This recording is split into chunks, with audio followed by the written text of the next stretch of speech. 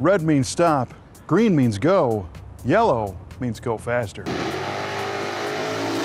They were too wild for their time. Cars that bent the rules of physics, the law, and sometimes the law book itself. Built in secret corners of Detroit, these machines rolled off the factory line already ready for war. No dealerships, no ads, no mercy. Just pure American muscle, factory tuned to embarrass anything on the road. Today, we're counting down 7 factory-built monsters that were so extreme they made insurance companies panic and racers rewrite the rule book. Number 7, 1969 Ford Torino Talladega. It wasn't built for style. It wasn't built for comfort. It was built to obliterate NASCAR records. And it did. In the late 1960s, Detroit wasn't just fighting for sales. It was fighting for bragging rights on America's biggest stage, the oval track. When Dodge and Plymouth unleashed their Aero warriors, Ford refused to back down. Their answer was the 1969 Ford Torino Talladega, a factory-built weapon designed with one goal in mind: win at all costs. At first glance, the Talladega looked like any other Torino, but beneath that familiar fastback body was pure engineering warfare. Ford's engineers extended the front nose by 6 inches, reshaped the bumper into a wind-cutting wedge, and tucked in the grille and headlights until it looked more like a missile than a car. This wasn't just clever design, it was aerodynamic warfare in chrome and steel. Under the hood, Ford's legendary 428 Cobra Jet V8 officially rated at 335 horsepower, but insiders knew it was closer to 400 horsepower. The car was hand-fitted with a close ratio 4-speed manual, heavy-duty suspension, and a reinforced drive shaft made to handle the kind of abuse most cars never survive. In NASCAR, the results were instant. With drivers like David Pearson and Cale Yarborough behind the wheel, the Talladega stormed through the 1969 season, clocking top speeds north of 190 miles per hour. Unheard of at the time for a stock-bodied car. Ford won 26 of 54 races that year, leaving Dodge scrambling to respond with the Charger Daytona and Plymouth Superbird. Only about 750 Talladegas were ever built, each one technically street legal but about as subtle as a warhead. Ford had to sell them to qualify for NASCAR's homologation rules. But the truth is, these cars were never meant for Sunday drives. Today, a pristine Torino Talladega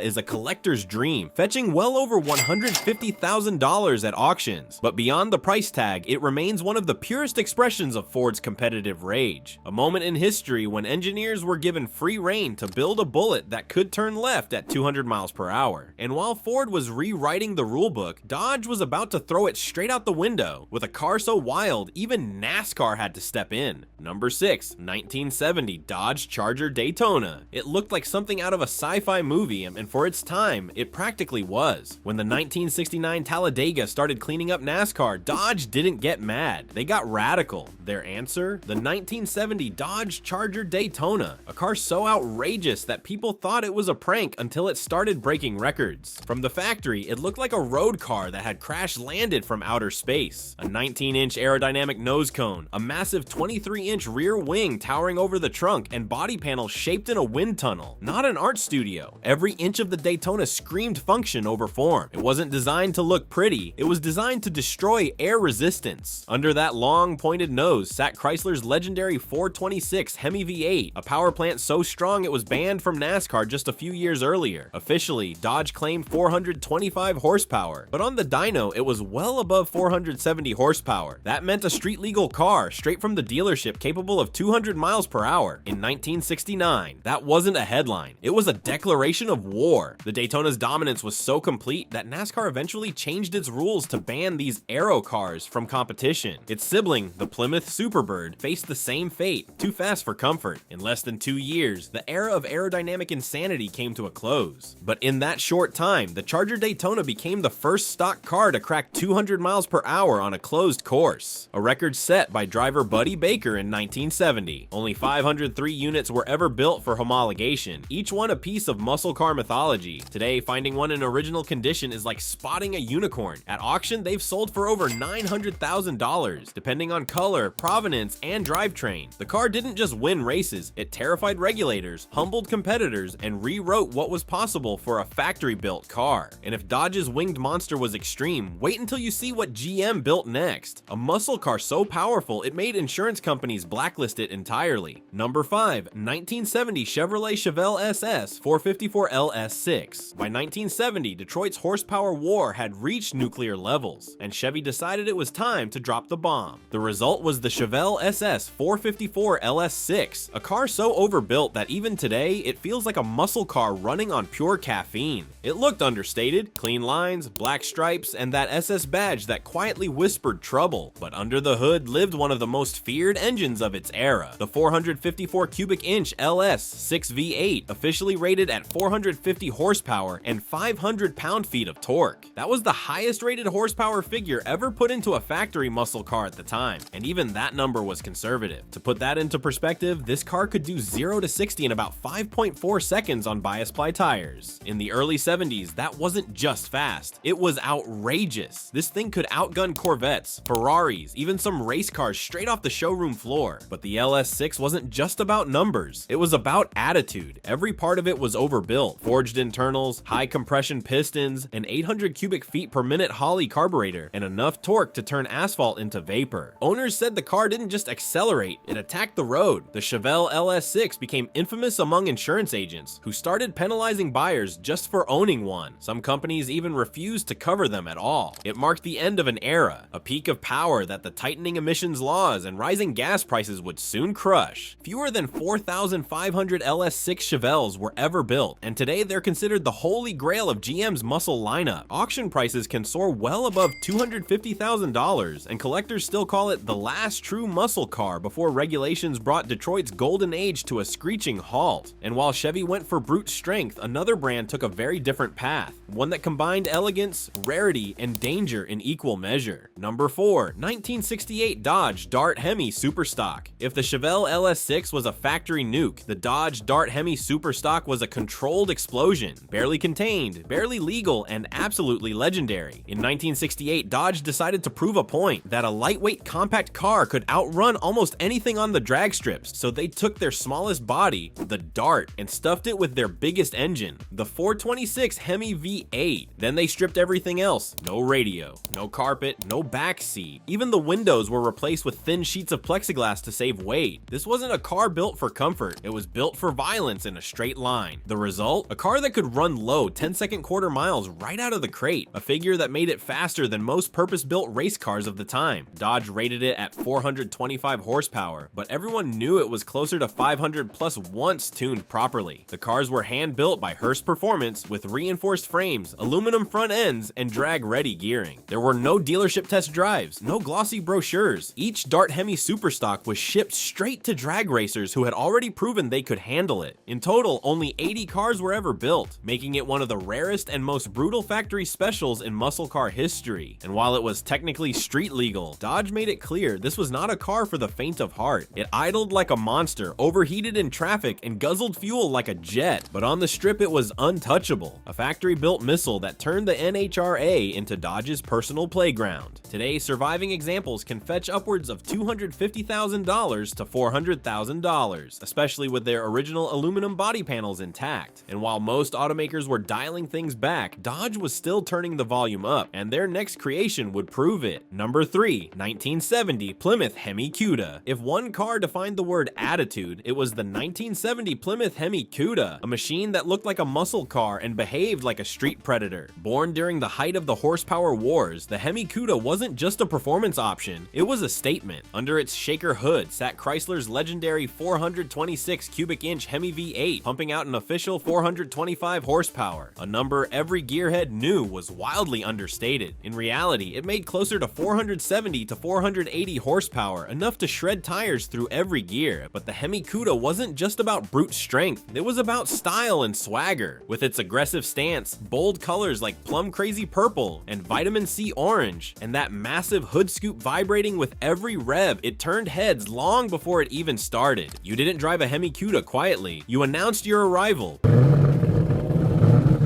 Plymouth built fewer than 700 Hemi Cudas in 1970 and only 14 convertibles, making them among the rarest and most valuable muscle cars ever. One of those drop tops sold at auction for a staggering $3.5 million, proving that this wasn't just Detroit steel, it was rolling art. On the street, the Hemi Cuda was a menace. It could do 0 to 60 in under 5 seconds, smoke almost anything in its way, and sound like a thunderstorm when you hit the throttle. But it wasn't practical, it wasn't subtle, it wasn't supposed to be. The Cuda represented the peak of American excess, power for power's sake, and as the 1970s unfolded, that kind of attitude would soon vanish under emissions laws, fuel crises, and shifting tastes. But before it did, one more factory car would take insanity to the next level, a car so powerful it had to be detuned just to be street legal. Number 2, 1969 Chevrolet COPO Camaro ZL1. When Chevrolet built the COPO Camaro ZL1, they weren't trying to impress the public, they were trying to sneak a race car past corporate policy. In the late 1960s, General Motors had a strict rule: no car sold to the public could have more than 400 cubic inches of displacement. But inside Chevy's walls, a few engineers decided that rule didn't apply to them. Led by drag racer and dealer Fred Gibb, they used a secret internal process called COPO, Central Office Production Order, to bypass the system entirely. The result was the 1969 COPO Camaro ZL1, a street car with the soul of a Can-Am racer. Under the hood sat an all-aluminum 427 cubic inch V8, developed for endurance racing and hand-built by Chevrolet's engineers. It made 430 horsepower on paper, but closer to 500 plus in reality, all in a car that weighed nearly 100 pounds less than a standard Camaro SS. From the outside, it looked tame. No stripes, no spoilers, no flashy colors, but anyone who dared to press the gas knew they were sitting in something feral. It could do mid-11s in the quarter mile, straight off the showroom floor, and that was in 1969, on street tires. Chevy built just 69 of them, each costing nearly double the price of a regular Camaro. Most were bought by serious racers, and a few unlucky buyers who thought they were getting a normal Camaro quickly realized they'd bought a barely streetable monster. It idled rough, overheated in traffic, and devoured fuel faster than the tank could be filled. But to gearheads, that wasn't a flaw, it was proof of purity. Today, COPO ZL1s are among the rarest and most valuable Chevrolets ever made, with pristine examples fetching over $1 million